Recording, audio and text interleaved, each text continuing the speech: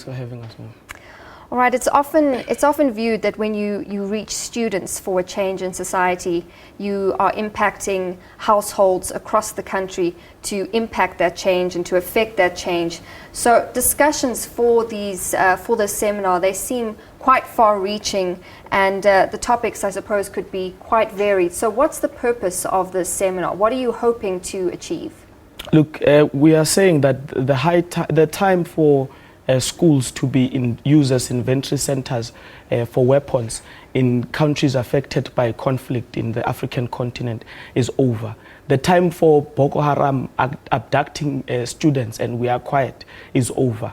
147 students were massacred in Garissa last year, and it was just a hashtag on Facebook. We're saying we need to elevate those discussions and speak about the students who are in diaspora in South Africa. But most essentially, we are saying we're standing up as a South African youth to say, on behalf of all African youth, we think it's high time we revisit our educational prospects and say that to the government, we want free tertiary education, but also to our fellow students, we do not at all support the destruction of universities, because we must make them understand that the university students do not own these institutions. They belong to kids who are still at crash right now. And we think with the little resources that we already have, it is important that we do what Mandela did. Mandela did not bend down for her. He went and studied and got his qualification and later became the president of the oppressor.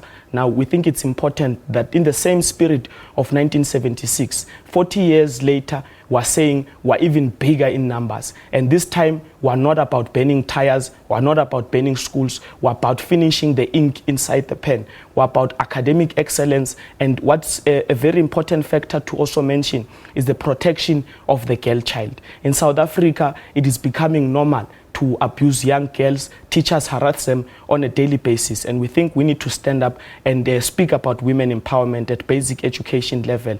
The issue of drugs also comes as an issue. We think it's at the peak right now in South Africa, and we think if as young people we don't fight it, it is going to swallow us, and that is why we're filling up Orlando, and we're inviting Mama Winnie Mandela, who has committed to come, to say that as the generation which was part of 1976, we do not at all promote the destruction of schools. But we are saying also teachers must stop smoking in school premises. Teachers walk out of class to light a cigarette. And that behavior, it's how you then get students to join in.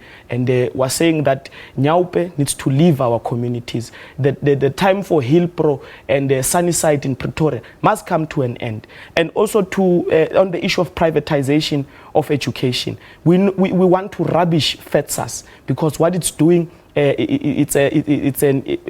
challenging the status quo of racial issues in South Africa. We think students from township schools, as well as students who want to study in private schools, must be given the chance to do so with their own languages. We cannot be forced to study in Afrikaans. I mean, 40 years later, after 1976, we're still having a language fight in South Africa. Okay, so there are a range of issues here that you will be discussing. You're going to be having live discussions. You've got platforms for business, for government, for people in the arts to come forward and air their grievances. How are you going to implement some of the changes that you want to see? Look, this is not a business seminar or an NGO organized event. The same way it was in 76. This is a revolution. 76 started at Orlando Stadium. That's why we're going to Orlando Stadium.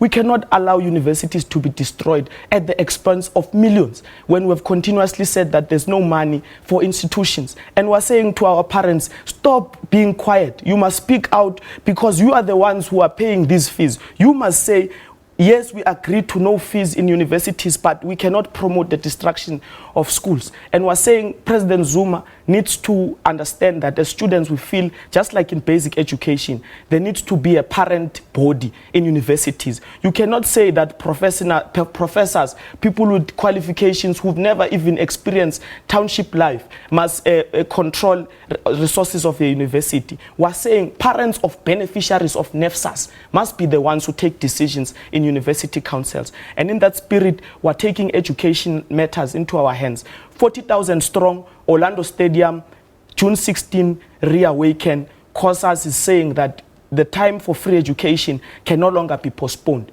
They must take this money of RDP houses. We don't want RDP houses. We want you to teach us how to build our own houses. And we think in that spirit, we will be saying to government, you cannot lie to us and say there's no money for free education when you are squandering millions to build people houses so that they can protest. I'm not sure if you have answered my question. You know, after a revolution, there must come some sort of implementation of the changes you want to see. So after tomorrow, after you've heard the discussions, after you've had Winnie Mandela there, what will you do from tomorrow onwards to see those changes implemented that you want to see? Yeah, look, we've been termed as a generation that does not have a mission. You know, before 94, there was a slogan that says education later, liberation now.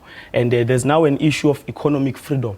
But everybody is trying to come up with nice English to, you know, foster the revolution. We're saying academic excellence is the way forward. The only solution for African challenges is educating African people. Yes, we want to work, we want jobs, we want to build streets, we want to be the ones building. Yes, education is very important. Now, we think it is going to be impossible for us to do all these things for our country if we are uneducated. Also, it's important to educate South Africans on the strides that we have already made as a people. And we think we need not go back on that. We know that the enemy is still present in the country. They're still trying to put us down. We're not going to allow Africa, the richest continent in the world, to be taken for a ride. And we think as leaders of today, tomorrow, and next week, it is important that we clarify that education is important to us. How we are going to implement the decisions we're going to take. We're going to write, there's a declaration being drafted to say that post-democracy, these are the issues in terms of education that we think must be highlighted.